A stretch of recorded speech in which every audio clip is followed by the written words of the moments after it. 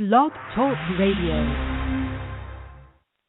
Welcome to CREPN Radio for influential commercial real estate professionals who work with investors, buyers, and sellers of commercial real estate coast to coast. Whether you're an investor, broker, lender, property manager, attorney, or accountant, we're here to learn from the experts.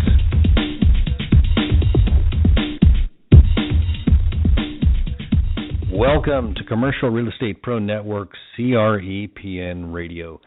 We're so glad you joined us. My name is J. Darren Gross. I am a commercial insurance broker and a real estate investor. And a long time ago, I recognized the importance of learning all the ins and outs, ups and downs of commercial real estate in order to better help my clients.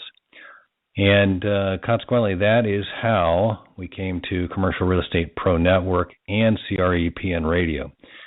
These are my efforts to have and share a conversation with experts on topics of interest to investors and professionals dealing in commercial real estate. Our goal is to help those in commercial real estate. If you have your web browser, your Google open, you can Google Commercial Real Estate Pro Network, and in doing that, you'll find us on. We've got a presence on Facebook, YouTube, LinkedIn, and also we've got a Twitter handle.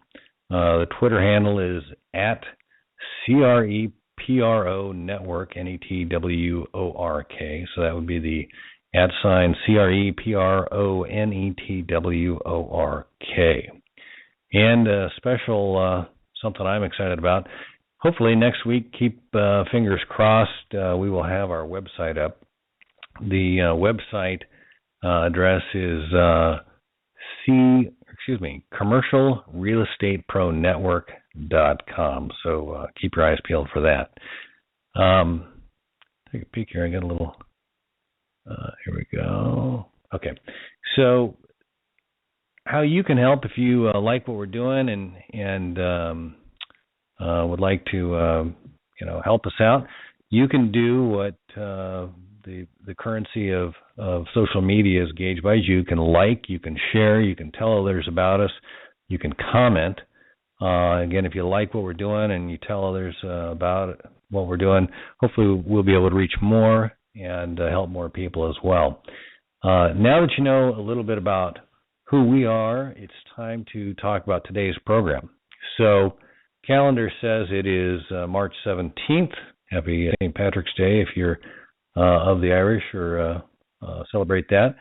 I just talked with my accountant here yesterday trying to finish up my taxes, and it occurred to me this would be a good time to talk a little bit about real estate taxes associated with real estate and real estate investing. And so with that, today we're going to talk with Michael Bader. He's associated with BarthCalderon LLP. And a little bit about Michael's background. Michael is a professional advisor with BarthCalderon LLP. He's a certified public accountant. He's dedicated many years of service to families as a trusted partner in finding customized solutions to life's challenges. He provides a multi-disciplinary approach to estate and trust settlements, asset protection, business formations, successions and disillusionments, estate planning, and tax strategies. Michael oversees the firm's planned giving advisory department in addition to providing estate planning and estate and trust administration. Michael has received the American Jurisprudence Award in estates and trust, also in federal income tax as well as corporate taxation. Educational background, Michael received his undergraduate and his master's from Cal State Fullerton, his Juris Doctorate from Whittier College School of Law, and he's also on the faculty of Cal State Fullerton. He's just a couple other things here, and we'll get started, but I noticed he is a past chair for the Committee of Financial Literacy. And so let's see here. Michael, let's see, are you there? Michael, are you there? Hello? Hear me? Michael, are you there? Yes, I'm here, Darren. Okay. Hello. Great. Can you hear me? I can hear you now. Okay. I did make wonderful. sure clicking all the buttons right there. So okay. Anyway, Michael, first of all, I just want to say thank you so much for taking some time out of your busy schedule. I know this is not exactly the easiest time of year for an accountant to break away and spend some time talking. But I just want to say thank you first for that, and welcome to the program. Thank you very much. I think there's some important issues that could help a lot of your listeners, especially when they are dealing with their taxes this year and some of the new complications that new rules that come into play with real estate and rental properties and things like that may help them in the coping with their accountants this year and understanding some of those rules and dealing with them on their taxes. So I think your timing's very, very timely for your listeners. Well, we can start just right there at the beginning, the timeliness of it. I'm kind of curious. Do you have a clientele that's a mad rush towards the finish line, or do you have people that stand in line at the beginning waiting to get their taxes done? Well, a lot of people chose to get started early this year because of the new affordable health care rules. I would have to say that the majority of my clients have health insurance, so it generally isn't a big issue. But for the ones that were going without health insurance, there was a bit of concern with those new rules, and a lot of people wanted to get started early, so they didn't get any surprises at the last minute. But there's always the procrastinators that, sometimes wait till the end. But I noticed that a lot of the people who have businesses and as well have rental real estate, they are anticipating the need for possibly filing an extension this year because of the new repair regulation rules. So it's kind of a mix. It's a kind of a mix of both. Yeah, no, I've always tried to personally try and get to them as soon as possible, so at least I had some sort of a sense of what is. But I know plenty of my friends and otherwise that have always preferred to go the extension route, and I always thought that's kind of an interesting approach. But I guess it works however you do it there. Well, the one thing I would simply say is that rather than going down that particular road, I encourage my clients to do planning, to get with their accountants towards the end of the year, say between, October and December. And the reason is that if you're going into the end of the year and you can do a little bit of crystal balling, you still have an opportunity to take steps to strategize tax approaches and tax savings before the end of the year and implement those strategies, because once the year closes, you're very limited in steps that you can take to help soften the tax burden. That's a great point. Prepare, and like you said, especially once the year is closed, you're kind of stuck with the numbers that you did in the year. You can't necessarily rewind the clock and say, whoops, I meant to pay that last year. If you're having a good year. Yeah, that's a good way to frame it. Absolutely. Got it. Just before we get going too far, and you and I talked briefly about this, but I just want to point out to the listeners here that BarthCalderon and your relationship is there. You do or maybe you could explain your relationship there with BarthCalderon there. Okay. Well, maybe a little background is that I have been in practice myself as a CPA, and I have my own accounting firm that handles tax and accounting work in Tustin, California. And I've been in practice self-employed for 30 years. About 5 years ago, I became associated with the firm of BarthCalderon through my relationship of serving on the board of directors with Mr. Barth for the Council on Aging. And it seemed like a natural fit. We had common backgrounds, and I work with the firm assisting in a variety of different capacities, not only from a tax standpoint and in foreign tax compliance, which is a very hot topic because the government's trying to track taxpayers down with foreign-held assets and make sure that they're reporting the income and that they're aware of what taxpayers have. But I also assist with the estate planning and estate settlements, trust administrations, those types of works, in addition to several other functions. So I work closely inside the firm, and I'm actually kind of doing double duty, so to speak, between the two firms. Gotcha. And just a quick note for our listeners: if you go to the show description for this show with Michael Bader, you'll see at the bottom of the description there is a link where you can gain access to the Web Estate Guide online service offered through BarthCalderon. So just want to make sure our listeners are aware of that, and feel free to take advantage of that. So let's get into our real estate tax conversation here a little bit.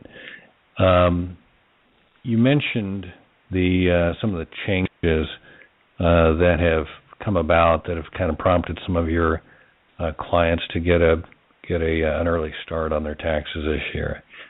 You mentioned the Affordable Care Act as being one, but are there others that you see that are driving the real estate investor clients into the realm of concern, or just want to make certain that they're addressing the tax laws and the changes that could possibly affect them this year?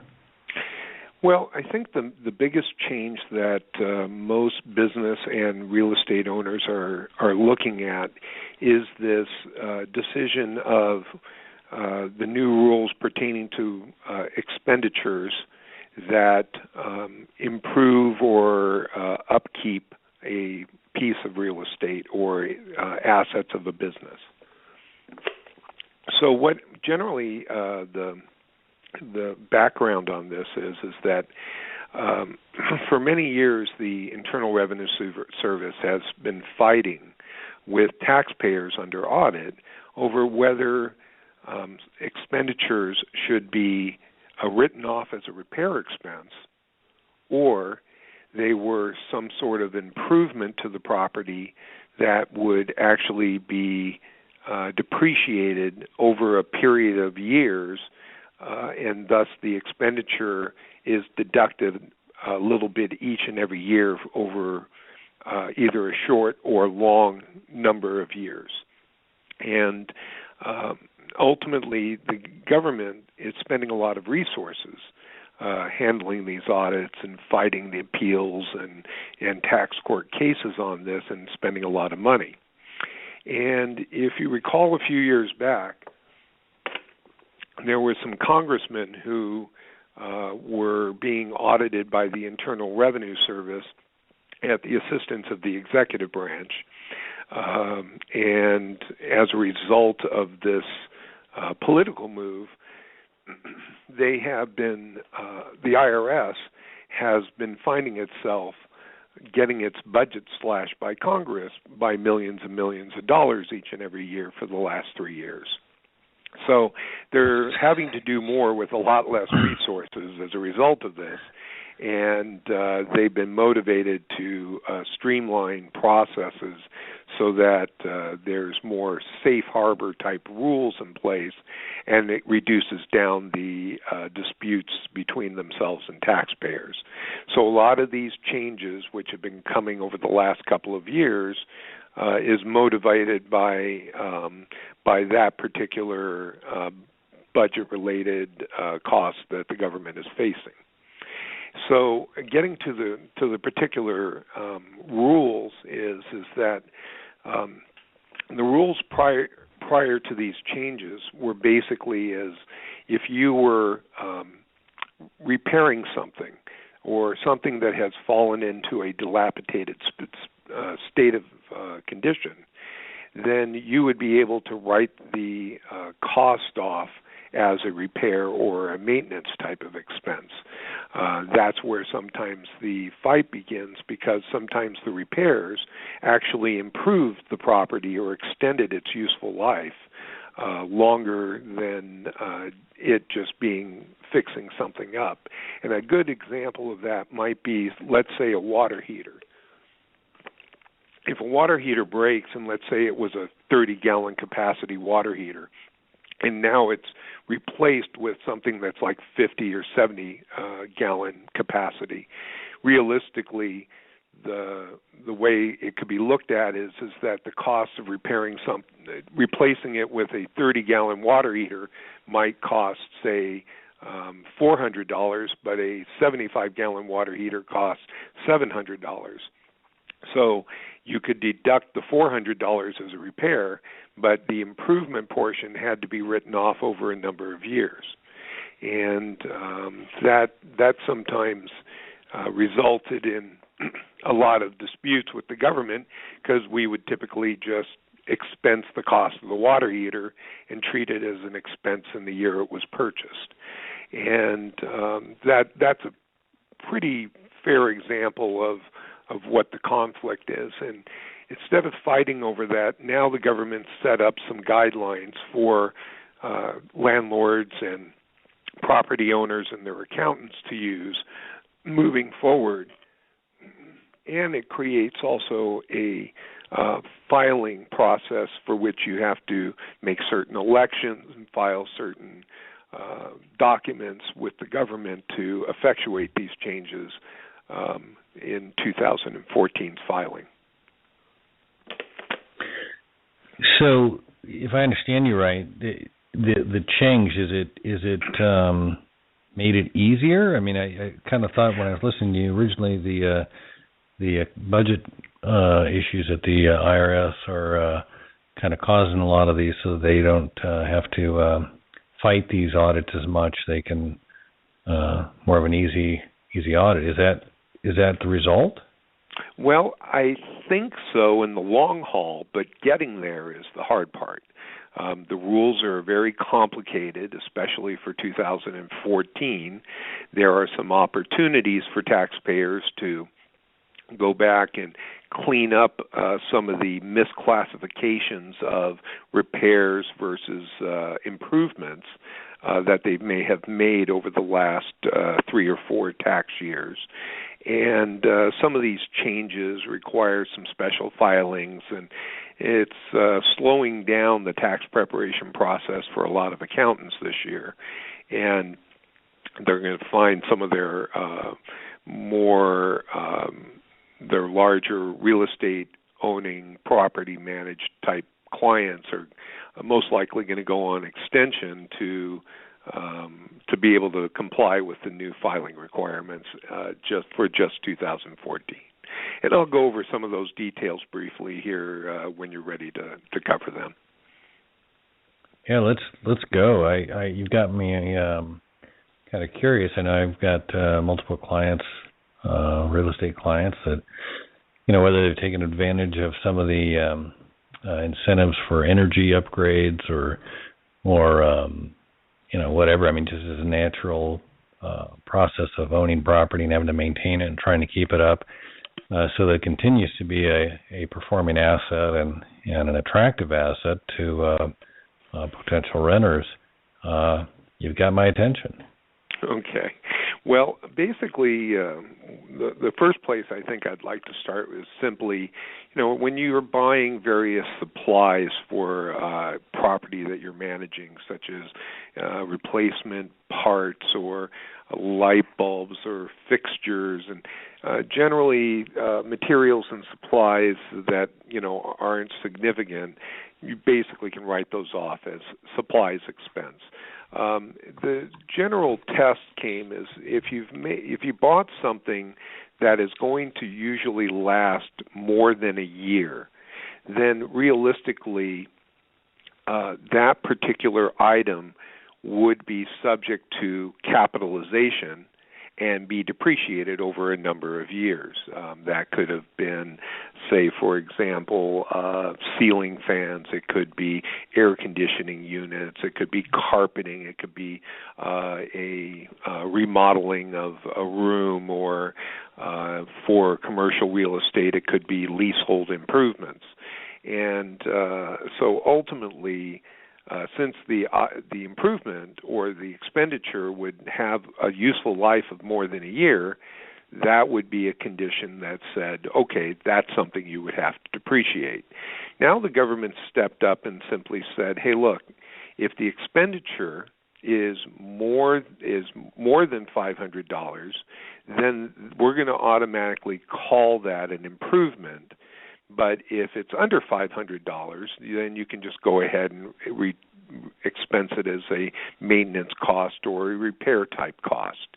And there are some other rules, larger dollar limits for that rule for people who have like audited financial statements, such as large property managers or people who own substantial amounts of property. And So generally speaking, the first $500 of expenditures for a particular item or a particular unit of purchase, you can write that off if it's under $500.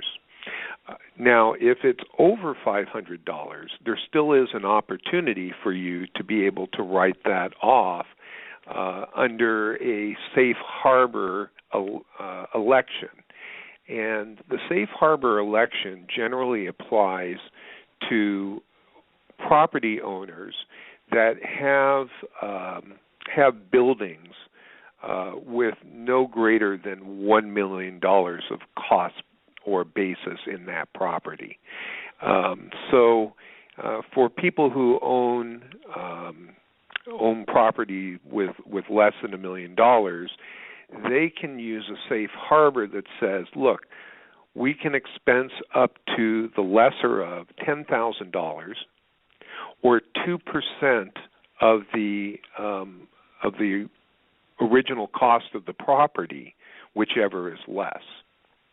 So, for example, if you ended up having let's say doing some carpeting and doing a kitchen replacement, and the cost of this ran you $15,000, and let's assume for a moment the piece of real estate had a cost basis of $750,000. Basically, the lesser of 2% of the basis, or $10,000, would end up being $10,000.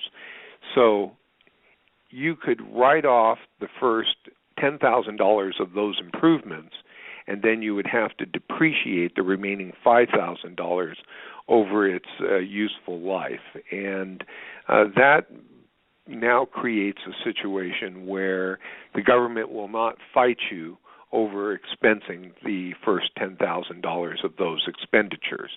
And to the extent you can break out the materials and supplies portion of it, you can also expense that as well.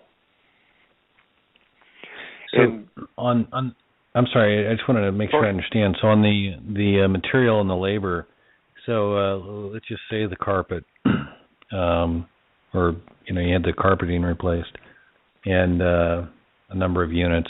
So let's just say you spent the $15,000. Are you able then to separate how much of that was labor, how much of that was materials, and then is there a difference on that percentage or the $10,000? No, you actually would be looking at labor and materials combined, because you're looking at, and one thing that the new rules define is what is a unit of improvement or expenditure. And so it would look at, let's say, for example, the carpeting as one unit.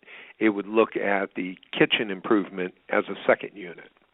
And it would be all the cost incurred, not only the materials, but the labor as well. So you would combine those costs when applying the test of whether the $10,000 rule would particularly apply. But you have to remember that that $10,000 rule is not going to be applied separately to each unit of improvement, meaning it won't be applied first to the carpeting repair and then separately to the kitchen improvement. You're going to look at all the expenditures for the year, and the maximum amount that you could expense would be $10,000 as repairs. The rest of the excess would be then depreciated over a number of years. And is that value, that percentage, or the $10,000, is that capped at the property, or is that your entire portfolio? Well, it would be per particular property. So ultimately, you would be looking at it on a property-by-property basis. Got it. Yeah, it makes sense. So remember, the test is 2% of the building's unadjusted basis, or $10,000. So if I owned 3 different pieces of property, I would be testing what my basis is in that property. So if it was $700,000, my limit would be the lesser of $14,000 or $10,000 on property A. Let's say on property B, my basis is $300,000. So now it's going to be limited to the lesser of $10,000 on property B or $6,000 based on the 2% test. So that's going to apply property by property. Gotcha. And that's the new annual figure, the 2%, or the $10,000, that's the allowance for the expense? Yes, exactly. And that would be the limit they could take for that particular year. So, rather than, a lot of people like to do massive, upgrades so that they don't inconvenience the tenant, and they want to get it all done in 1 year. There's a planning opportunity here to where I think there would be an advantage to landlords to schedule their upgrades to occur towards the end of the year, because you could stagger it between 2 tax years. So right. As a result, if you had, let's say you were going to spend $60,000 in upgrades, if you started them in, say, mid-November and finished them in January, you could work out the expenditures to where you could at least get the 10%, the 10,000 or the 2% rule to apply on that property for year number 1, and then part of it for year number 2, and you would get a faster tax break doing it that way than having it, say, done in the middle of the year where the entire expenditure was all paid in 1 tax year. Right, and then you're left with the riddle of amortizing or depreciating on your depreciation schedule, the balance in excess of the $10,000 or your 2%. Right. Now keep in mind that, for most taxpayers, expensing is much better than depreciating. But if they're going to end up selling the property within a short period of time, that may or may not necessarily hold true. If you're going to hold the property for a number of years, then by all means I would encourage trying to expense. But there are some other rules that come into play regarding how much you can actually get to write off. And I'm sure most real estate owners are aware that there is a passive activity limitation of up to $25,000 of deductions per year per taxpayer. And for taxpayers whose incomes range between $100,000 and $150,000, that $25,000 write-off limit is reduced or phased down, and by the time you get to $150,000 of income, that write-off limit is 0. So for high-income taxpayers, rental property losses don't really help them in the year they incur it. They generally suspend those losses, and they get to deduct those losses in future tax years when they ultimately dispose of the property, or they have a tax year where their income falls below that $150,000 to $100,000 level. These are passive activity rules in regards to rental real estate activities. And it sounds a little complicated, but the general gist is that the government is not going to allow you to take those tax breaks if you're what they consider to be a high-income taxpayer. And so even though we're applying these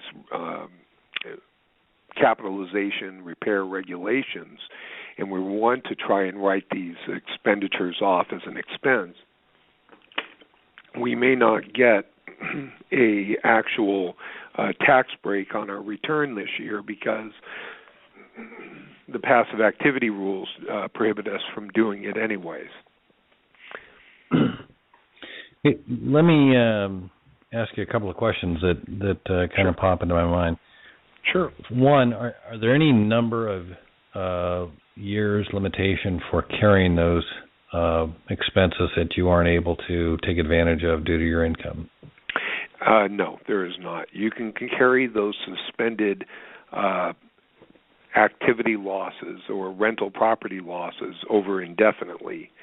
So ultimately, you could keep piling them up, and what you're really hoping is that your property will appreciate in value.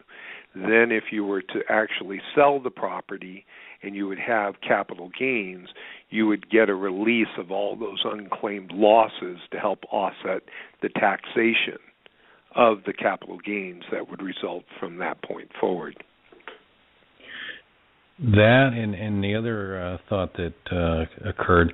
So are you not able to depreciate the property in, so if your income's at north of 150, we already talked about the expenses, which I was framing in the sense of improvements, but I just want to make certain that I didn't miss something. If I've got a property, and I don't know, what's the life expectancy of a property when you acquire a property? Well, generally speaking, you don't get to depreciate the land, but you do get to depreciate the improvements on the land. And okay. If it is a non-residential, the depreciable life is 39 years. If it is a residential piece of property, then the useful life is 27 and a half years. And so the depreciation is a component of the expenses that you're claiming on your tax return, and you're really getting a deduction even though there's been no cash expenditure related to it.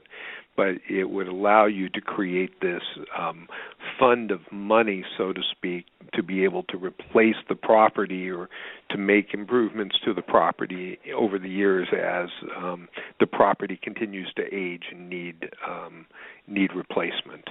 So that's the concept behind depreciation. Right. So I guess I get and just as a simple example, let's say that you started with a property that had a $500,000 acquisition price, and let's say that $300,000 was a structure, just for an easy number. And rounding, I know it's a 27.5 year schedule, but just for my easy brain here, if we said it was a 30 years and you depreciate, so essentially that'd be $10,000 a year of depreciation. That would be on a 30-year schedule. I know it's a 27.5. I don't want to mix things up. No, not a problem. But my question, just I want to make sure I understand this. So if I take my income, my rent, I minus all of my expenses, maintenance, taxes, insurance,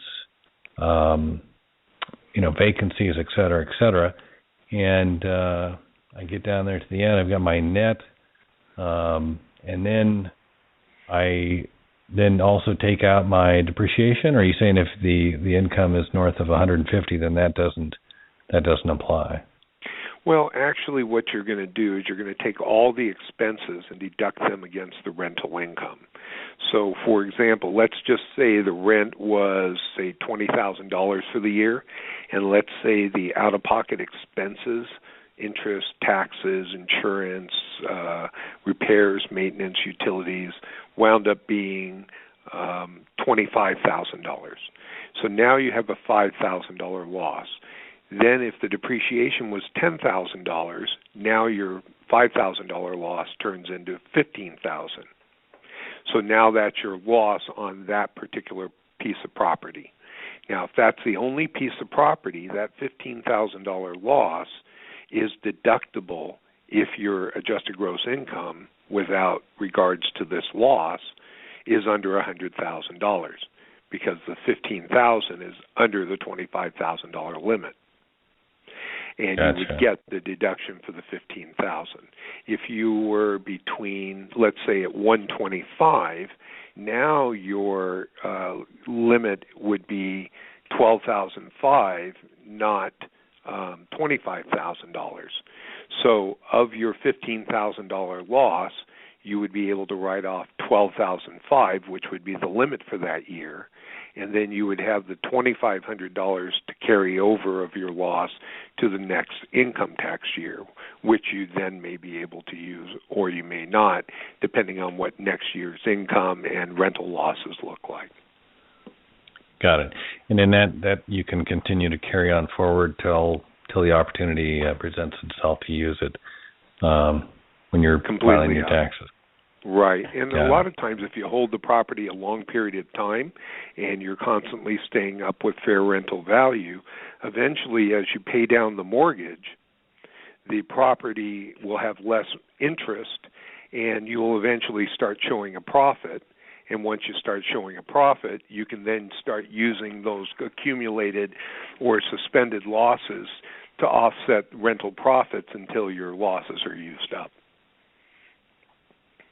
Oh, okay. So now, if the property does have a positive cash flow, then you can use that which you've carried forward to offset that loss, or not the loss, but the income to reduce it. Okay. You had me kind of spooked there.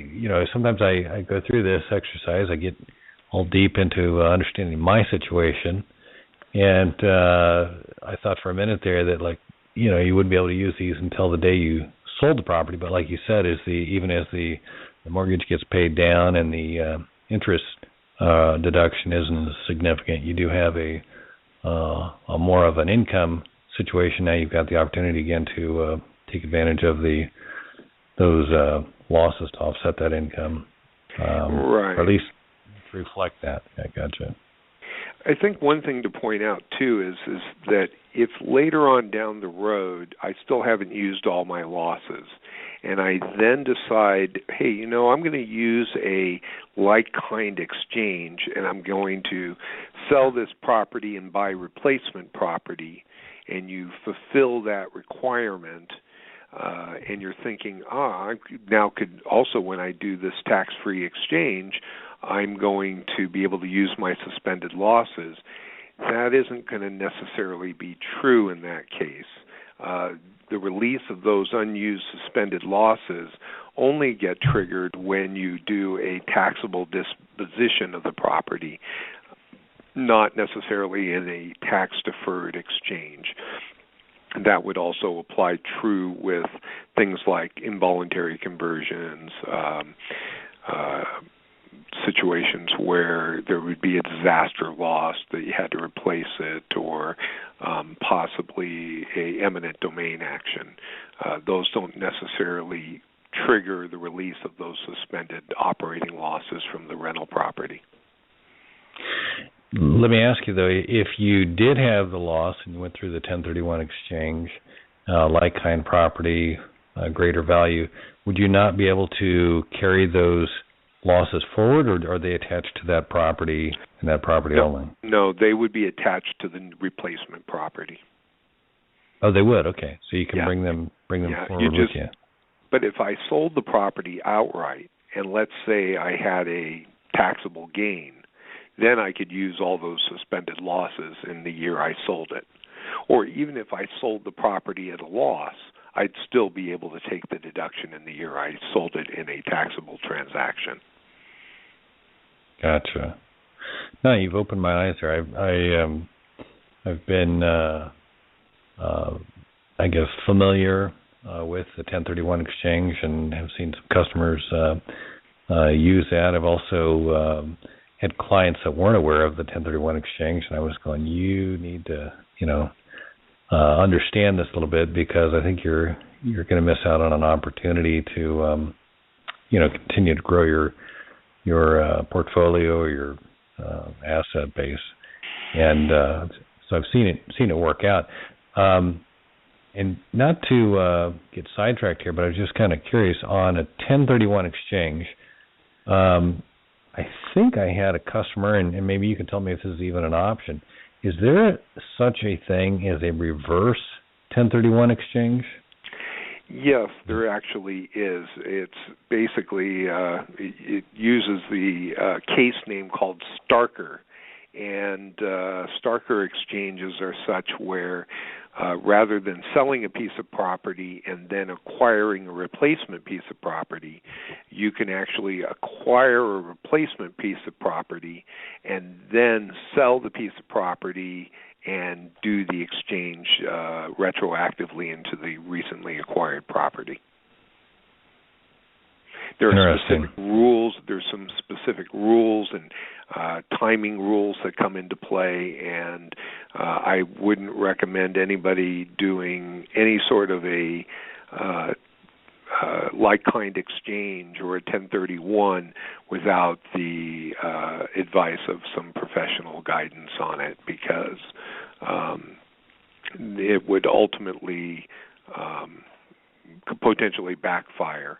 Another quick comment I would have is also if you have some property that, let's say, you've recently inherited, and there's some step-up basis rules that apply to inherited property, it would not necessarily make sense to do an exchange or a like-kind exchange for other property with where you would have realized a loss when you sold it. You would prefer to sell it outright and recognize that loss because you would get a tax deduction or a tax break for that loss, which if you did a like-kind exchange, you would not get the deduction. It would actually, the loss would be deferred into the depreciable basis of the replacement property. So there are times where tax-deferred exchanges would not necessarily be appropriate.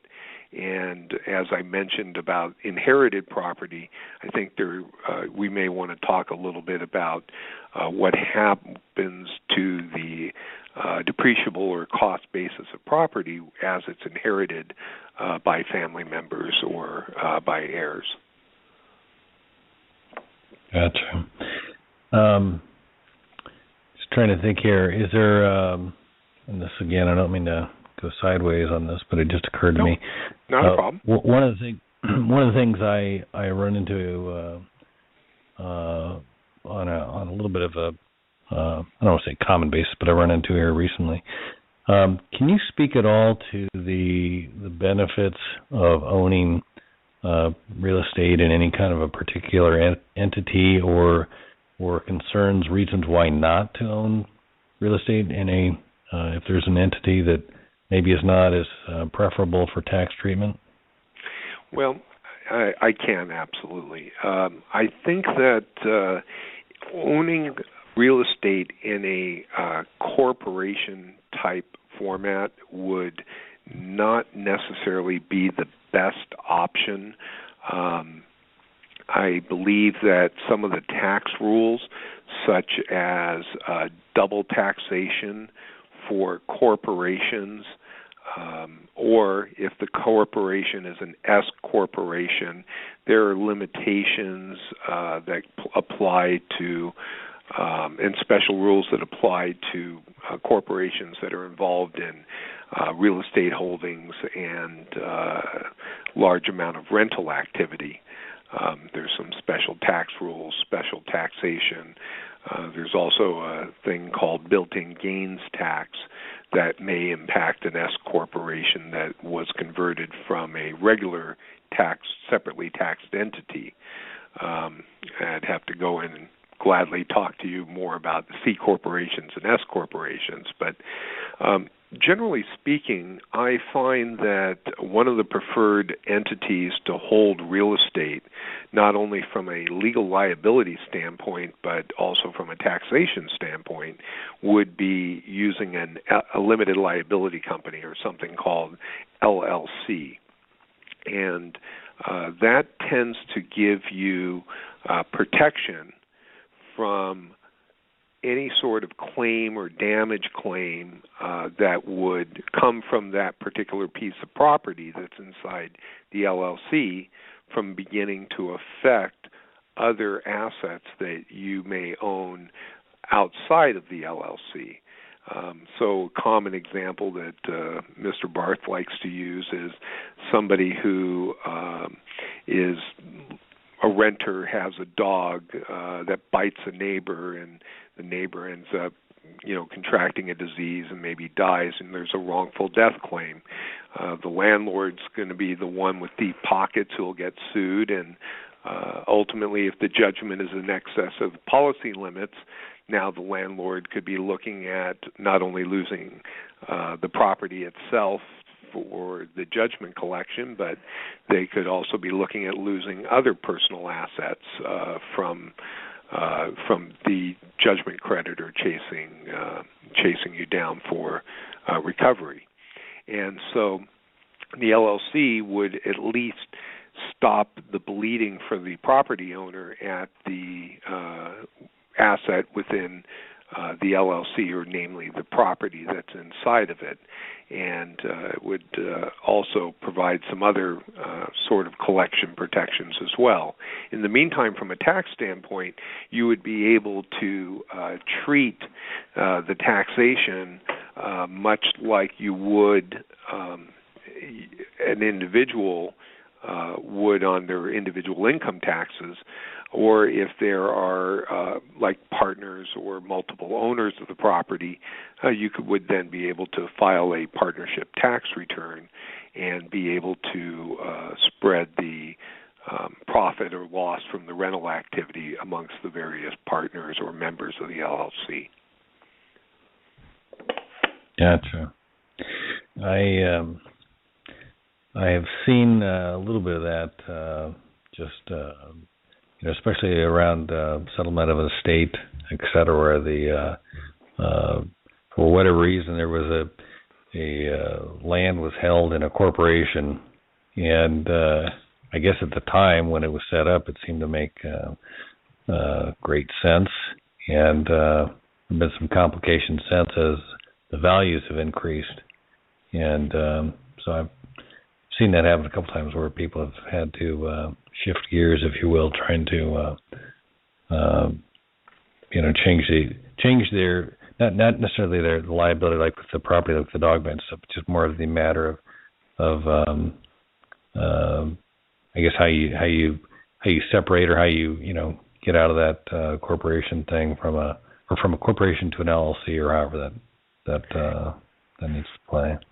Well, a lot of times getting property out of corporations comes with some tax burdens and compliance burdens, and what you're really trying to do is minimize those burdens. I think sometimes putting them in a corporation is problematic. I have a lot of business owners, for example, who own the real estate in which their business operates out of, and I generally have them not put the real estate into the corporation. Instead, I have them set it up as an LLC and then rent the property to the corporation and have the corporation pay rent. That way there's no taxation issues of having to have double taxation or things that generally happen if that property is subsequently sold inside the corporation. Gotcha. I'm looking down here at the list of topics I think that the rule changes you brought up are that was very insightful. I'm grateful for you bringing that to light. Are there any concerns that we haven't talked about that are top of mind? We've got a few minutes here left. Sure. And just something that you could share with the listeners?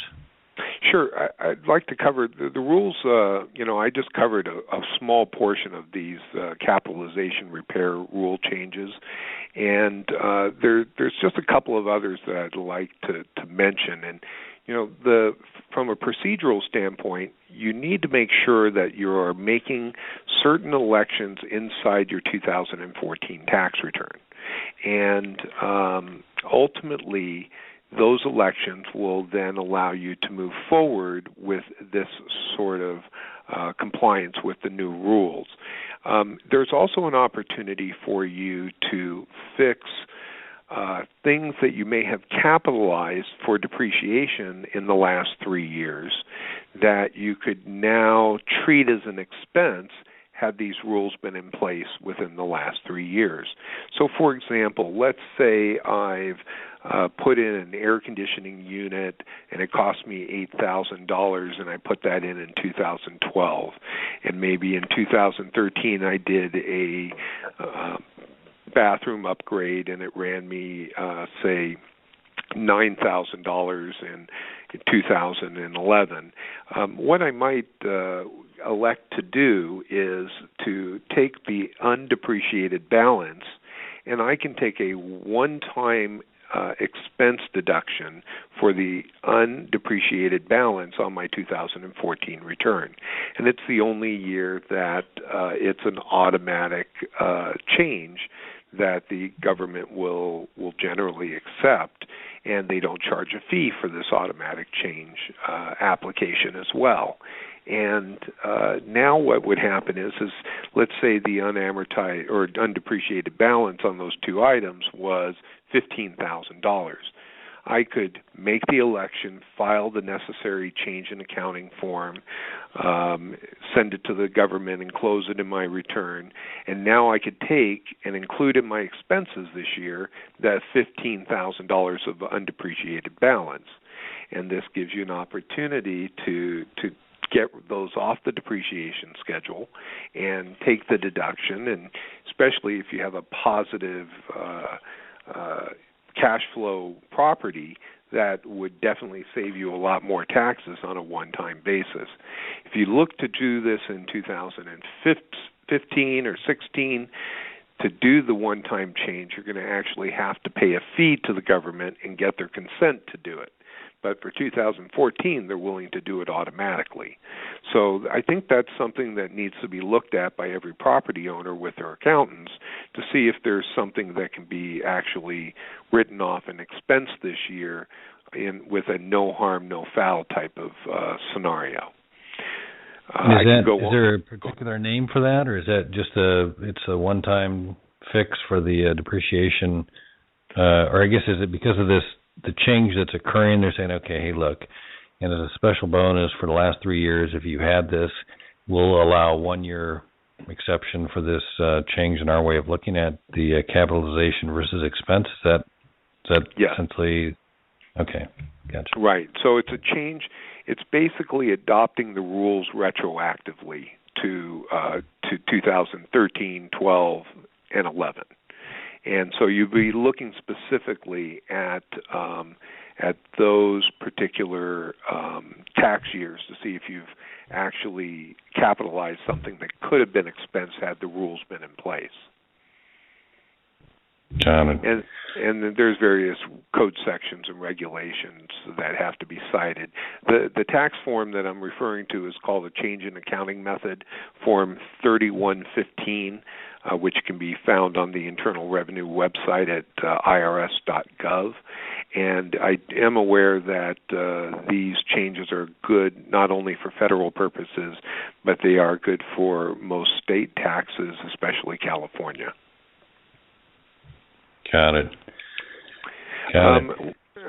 Another quick one I think I would like to also mention is that there is an election for routine maintenance and it basically covers the concept where if you would normally have something that would have to be repaired or replaced over the course of the lifetime of the property at least once. So you know that eventually the kitchen cabinets are going to wear out at the end of 10 or 15 years and need to be replaced. You can use the routine maintenance and replacement rule to also write off those costs if it's routine. And so ultimately, if it's done on a regular basis at least once during the property's useful life, you can turn around and write off those expenditures without regard to that $10,000 limit or the 2% basis limit that I was talking about earlier. So routine. Take a look at the routine maintenance regulations so that you might be able to qualify to even write off more expenditures if it's something that you would have to do during the routine life of the property. Great. Thank you for clarifying that. I was curious if the cap came into play or not. No, go ahead. Did you have something? Oh, no. I just okay. I appreciate it. I think you caught the grasp of that. There's typically there's a lot of interaction of these new rules that are basically allowing the property owners to write these expenses off. And you still may want to even write those expenses off, even if you're going to be limited by the passive activity rules of that $25,000 limit. And another comment I have is for real estate professionals. If you are a qualified real estate professional who spends at least 750 hours a year in various real estate activities, you could be a broker, you could be a real estate agent, you are involved in real estate, you get some special treatment and special rules in regards of being able to deduct some of those losses in excess of the passive activity rules. So, there are some advantages for people who work in the real estate industry and the various tax regulations as well. Great. Hey, we've got just right at 2 minutes before we got to wrap this up. And before we do so, I just wanted to say, first of all, Michael, thank you very, very much for again, taking some time out of your busy day, and especially this time of year, I can't say thank you enough. I'm certain all of our listeners will appreciate it very, very much. And before we close, is there a preferred way or a better way to get in touch with you if any of our listeners have any questions or would like to contact you for some additional information? Sure. It may be best to try and reach me through my accounting firm's website, which is cpataxman.com. And there is a contact page with a link to be able to email me. It also has our firm office phone number, and I'm more than happy to try and spend a little bit of time to point people in the right direction if they're struggling with a particular issue with their accountant, or possibly I don't know if this would be a year I would self-prepare my tax return, but because of the ramifications of the rules. But ultimately, I've been dealing with these things regularly, and if people are uncomfortable with it, I would highly recommend filing an extension, because it would also extend the time up until October 15th that they would be able to make the appropriate elections and process the paperwork so that they'll be in compliance with these new rules. Terrific. Hey, Michael, I can't say it enough, but thank you again. Unfortunately, we've got to wrap this up, and I'm sure you've got some clients to work with. But I do want to extend the invitation to please welcome you back at any time. For our listeners, I just want to say again, if you like what we're doing, please let us know. Tell your friends, colleagues, network. And remember, you can find us by searching Commercial Real Estate Pro Network.